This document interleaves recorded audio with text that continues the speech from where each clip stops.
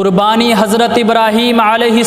السلام کی سنت ہے۔ ویسے تو در حقیقت جب سے دنیا فانی کا آغاز ہوا، جب سے حضرت انسان دنیا میں قدم رنجا ہوئے، تب سے ہی قربانی کا آغاز ہو گیا تھا، لیکن اللہ رب العزت نے جو قربانی ہمیں اور آپ کو عطا کیا ہے، یہ در حقیقت اللہ کی طرف سے بندوں کا امتحان ہے۔ اللہ دیکھنا چاہتا ہے میرا بندہ اولاد مال جان سے زیادہ پیار کرتا ہے یا مجھ سے کرتا ہے۔ آمینہ کے لاڈلے سے دریافت کیا گیا، یا رسول اللہ قربانی کیا ہے؟ سرور کائنات صلی اللہ علیہ وسلم نے فرمایا، قربانی تمہارے ابا حضرت ابراہیم علیہ السلام کی سنت ہے، اور جو بندہ قربانی کرتا ہے اللہ ہر بال کے بدلے انہیں نیکی عطا فرماتا ہے۔ توجہ فرمائیں، جس وقت جانور کو ذبح کیا جاتا ہے، ذبح کرنے کے وقت جانور کے جسم سے نکلنے والے خون کے قطرے کا مقام کیا ہے؟ سرور کائنات صلی اللہ علیہ وسلم نے فرمایا،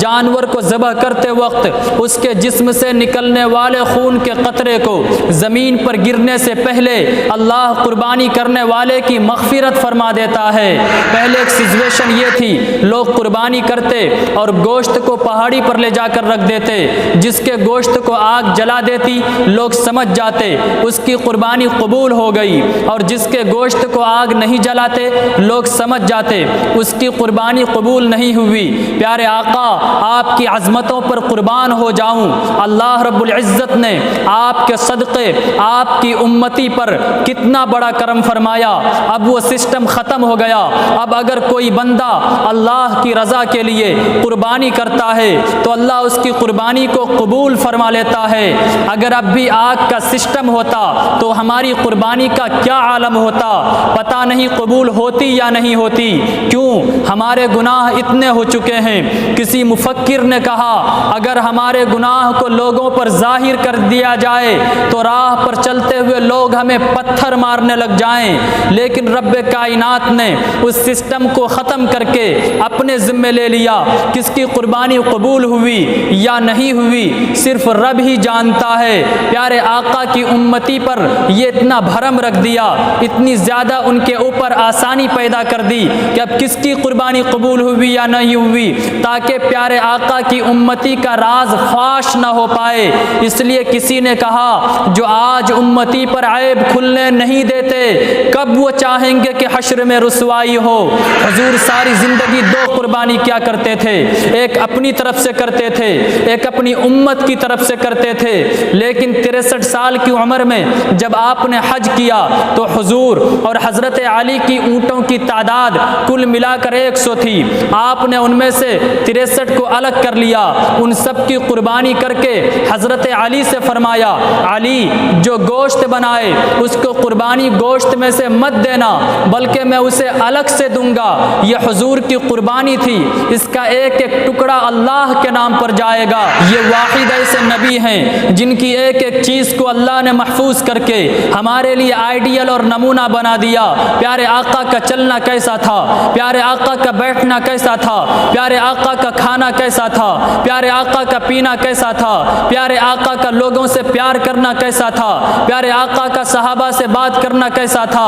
پیارے آقا حضور کی ساری زندگی ہمارے لیے آئیڈیل اور نمونہ ہے۔ حضور کا چلنا ہمارے لیے آئیڈیل ہے، حضور کا بیٹھنا ہمارے لیے آئیڈیل ہے، حضور کا صحابہ سے محبت کرنا ہمارے لیے آئیڈیل ہے، حضور کا پینا ہمارے لیے آئیڈیل ہے، حضور کا صحابہ سے گفتگو کرنا ہمارے لیے آئیڈیل ہے، حضور کا نماز ادا کرنا ہمارے لیے آئیڈیل ہے، حضور کا لوگوں کے سامنے خطاب فرمانا، بیان کرنا، تقریر کرنا، وعظ و نصیحت کرنا ہمارے لیے آئیڈیل ہے، حضور کی قربانی کرنا ہمارے لیے آئیڈیل ہے۔ حتیٰ کہ اللہ نے حضور کے جانوروں تک کے نام کو محفوظ کر کے ان کی تعداد کو ان کے ناموں تک اپنی امتی تک پہنچا کر ہمارے لیے آئیڈیل اور نمونہ بنا دیا۔ حضور کی 9 بکریاں تھیں، پہلی بکری کا نام عجوہ تھا، دوسری کا نام سقیہ تھا، تیسری کا نام زمزم تھا، چوتھی کا نام برکہ تھا، پانچویں کا نام ورثہ تھا، چھٹی کا نام اطلال تھا، ساتویں کا نام اطراب تھا، آٹھویں کا نام قمرہ تھا، نویں کا نام غیثہ تھا۔ یہ حضور کی 9 بکریاں تھیں،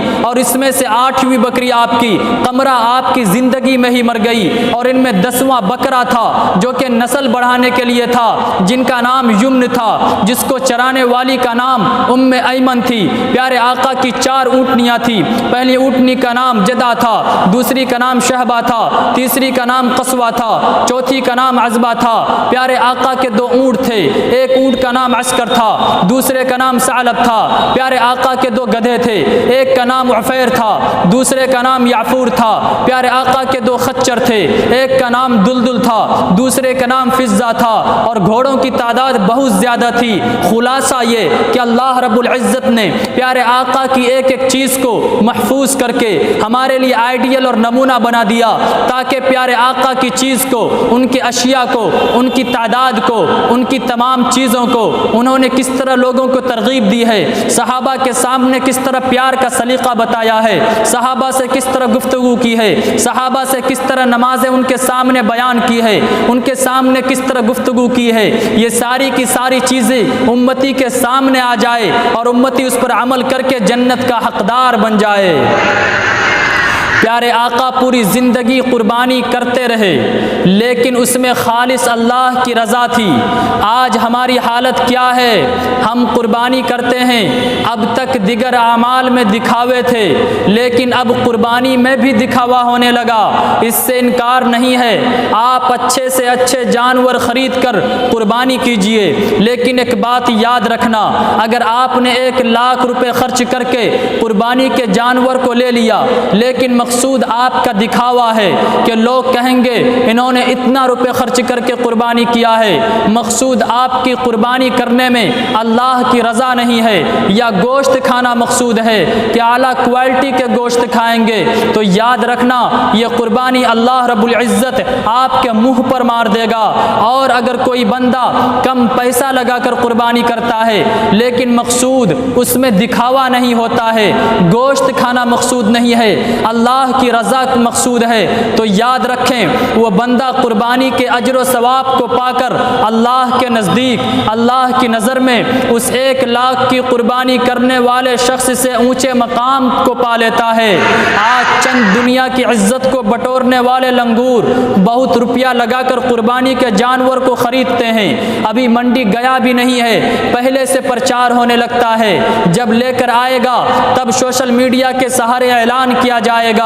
جب ان کے گوشت کو بنایا جائے گا، انہیں ذبح کیا جائے گا، تب گوشت کی کوالٹی کا اعلان کرے گا، جب اس کو کھلائے گا تب اس کی وزن کا اعلان کرے گا۔ ارے تم سے پوچھا کون ہے؟ اور اگر رضائے رب عزت کے لیے، رضائے الہی کے لیے قربانی کر رہے ہو تو پھر یہ پرچار کیوں؟ کیا تمہیں اس بات کا خوف نہیں ہے اگر میرا رب کہہ دے کہ میرے بندے تو نے اس قربانی کے ذریعہ اپنی زندگی میں ہی اپنی واہوائی بٹور لیا تھا، اب تمہارا میرے یہاں کچھ حصہ نہیں ہے، تب کدھر جاؤ گے؟ اللہ کو تمہارے اعمال سے لینا دینا نہیں ہے، اللہ تو دیکھتا ہے کہ میرے بندے نے یہ کیوں کیا ہے۔ وائی دا ریزن، روایت میں آتا ہے کل قیامت کے دن جب انسان کے رجسٹر کو لے کر فرشتے اللہ کی بارگاہ میں حاضر ہوں گے تو انسان کی نیکیاں بہت زیادہ ہوگی، فرشتے عرض کریں گے اللہ تیرے بندے نے کتنی نیکیاں کی ہے؟ اللہ کہے گا فرشتوں تم نے صرف نیکیاں لکھی ہے،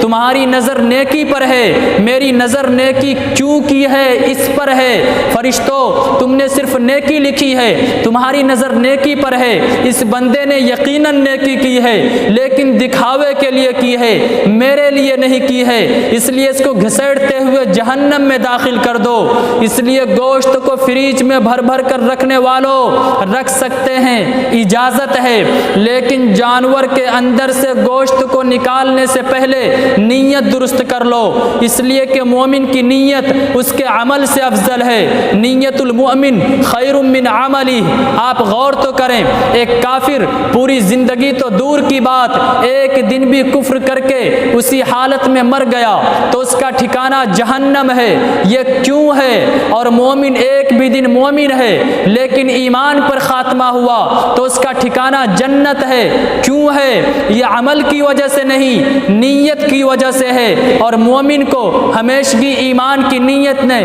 جنت میں داخل کر دیا، اور کافر کو ہمیشگی انہیں کفر کی نیت نے جہنم میں داخل کر دیا۔ اس جگہ آپ یوں سمجھیں قربانی کس پر واجب ہے، کون حضرات قربانی کر سکتے ہیں؟ تو یوں سمجھے اس کے بارے میں کہ قربانی ہر مالک نصاب پر واجب ہے۔ اب یہاں پر ایک پوائنٹ کی بات یہ یاد رکھیں کہ مالک نصاب سے مراد زکوٰۃ والا نصاب نہیں ہے، کیونکہ زکوٰۃ اور قربانی کے مالک نصاب ہونے میں فرق یہ ہے کہ زکوٰۃ کے مالک نصاب ہونے کے لیے متعین کردہ مال کے ساتھ ساتھ اس مال پر 1 سال کا گزرنا ضروری ہے، یعنی اگر 1 سال میں ہونے میں 1 دن بھی باقی رہ گیا تو اس کی زکوٰۃ اس کے اوپر واجب نہیں ہوگی۔ اس کے برعکس قربانی کا مسئلہ یہ ہے کہ اگر ایام قربانی یعنی 10، 11، 12 یہ 3 دن ایام قربانی ہے، اگر کوئی شخص 10 اور 11 ذی الحجہ کو فقیر تھا، فقیر سے مراد وہ مانگنے والا بھکاری نہیں، انٹرنیشنل فقیر نہیں، بلکہ شرعی اصطلاح کے مطابق وہ نصاب کا مالک نہیں تھا، تو یاد رکھیں اب وہ 12 ذی الحجہ کو نصاب کا مالک ہو گیا تو اب اس کے اوپر قربانی واجب ہو جائے گی، 12 ذی الحجہ کو اس کے اوپر قربانی کرنا۔ اسی طریقے سے قربانی کے جانور لاغر اور کمزور نہ ہو، قرآن کہتا ہے تسر الناظرین، یعنی ایسا جانور ہو جو لوگوں کے دلوں کو بھا جائے، کیونکہ یہ افضل ہے، اور قربانی بڑھیا سے بڑھیا جانور ہونی چاہیے۔ اس کے بارے میں کہا جاتا ہے کہ اللہ رب العزت کو نہ ہی تمہارا گوشت پہنچتا ہے اور نہ ہی خون پہنچتا ہے، بلکہ اللہ کو تو بندے کا تقوی پہنچتا ہے۔ اسی طرح قربانی کے جانور میں کوئی عیب نہ ہو۔ یہاں پر ایک پوائنٹ کی بات یہاں بھی ہے کہ یاد رکھیں، اس کے بارے میں ایک جہالت یہ عام ہو چکی ہے، اگر تھوڑا سا بھی کان کٹا ہو تو اسے عیب سمجھتے ہیں۔ نہیں، توجہ فرمائیں، اگر ہر جانور کے ہر عضو کے 3 حصے کیے جائیں گے اور ان میں سے اگر 1 حصہ کٹا ہو تو وہ عیب میں شامل ہوگا۔ اسی طریقے سے اگر بکرا قربانی کر رہا ہے تو 1 سال کا ہونا ضروری ہے، اگر گائے بیل بھینس کر رہا ہے، کٹرا کر رہا ہے تو 2 سال کا ہونا ضروری ہے، اگر اونٹ کر رہا ہے تو 5 سال کا ہونا ضروری ہے۔ اسی طرح اگر کسی گھر میں کئی لوگ صاحب نصاب ہیں تو ہر کسی پر الگ الگ قربانی کرنا واجب ہوگا۔ ان میں سے اگر کوئی یہ کہہ دے کہ میں نے پچھلے سال تو اپنے نام سے کیا تھا، اس سال میں اپنے ابو یا امی کے نام سے کر لوں، تو یہ اس کے لیے جائز نہیں ہے۔ اگر ہے ان کے پاس مال تو ان کی جانب سے بھی کرے، اس سے انکار نہیں ہے، لیکن اگر وہ صاحب نصاب ہے تو سب سے پہلے اس کی جانب سے اس کے اوپر قربانی واجب ہے کہ وہ اپنی طرف سے قربانی کرے۔ اور یہاں پر ایک بات یاد رکھیں کہ قربانی کے جانور میں اگر آپ کے پاس بکرا ہے تو اس میں 1 حصہ ہے، اور اگر بڑے جانور ہیں آپ کے پاس تو اس میں 7 حصہ ہی ہو سکتا ہے۔ اگر کوئی یہ کہہ دے 8 حصہ کیوں نہیں ہو سکتا ہے، اس جانور میں جب دوسرے کے جانور کو دیکھ کے کہنے لگے کہ جب اس کے جانور میں 7 حصہ ہو سکتا ہے، میرا جانور تو اس سے بھی موٹا ہے، اس سے بھی وزندار ہے، اس سے بھی قیمتی ہے، اس میں 8 حصہ کیوں نہیں ہو سکتا ہے؟ اس طرح کا واقعہ پیش آ چکا ہے، اس لیے میں آپ کے سامنے بول رہا ہوں، اف ہے اس نادان جاہل پر، اسے تو نادان ہی کہا جائے گا، آپ اس کی باتوں میں نہ آئیں۔ اسی طرح بڑے جانور میں اگر 7 حصہ ہے تو جانور کے گوشت کی تقسیم کے وقت 7 کا برابر حصہ لگایا جائے گا، چاہے گوشت ہو، کلیجی ہو، پھیپڑا ہو، دل ہو، جو بھی چیز ہو، ہر چیز میں 7 حصہ لگایا جائے گا، کیونکہ یہ ان کا حق ہے، اور اس میں بھی آپ کا اللہ کی جانب سے امتحان ہے، اللہ آپ سے امتحان لینا چاہتا ہے، دیکھوں میرا بندہ یہاں بھی تو کہیں کمی زیادتی تو نہیں کر رہا ہے۔ اسی طرح قربانی کے گلے میں، قربانی کے جانور کے گلے میں جو رسی وغیرہ ہوا کرتے ہیں اس کو غربا مساکین میں تقسیم کیا جائے گا۔ اسی طریقے سے چرم قربانی، وہ ہر نیکی اور جائز کا کام جہاں ہوتا ہو وہاں پر اسے دیا جائے گا۔ اسی طرح جانور کے گوشت جب آپ کے گھر آ جائیں تو ان کے 3 حصہ کیے جائیں گے، 1 حصہ غربا میں تقسیم کیا جائے گا، 1 حصہ رشتہ داروں میں تقسیم کیا جائے گا، 1 حصہ اپنے کھانے کے لیے رکھیں۔ اور یہاں پر ایک پوائنٹ کی بات یہ بھی یاد رکھیں، بہت سارے لوگ بڑے جانور کے گوشت کھانے کے عادی نہیں ہوتے، تو میں ان سے گزارش کر رہا ہوں کہ آپ ان میں سے کچھ حصہ ضرور کھائیں، کیونکہ یہ اللہ رب العزت کی جانب سے آپ کی مہمان نوازی ہے۔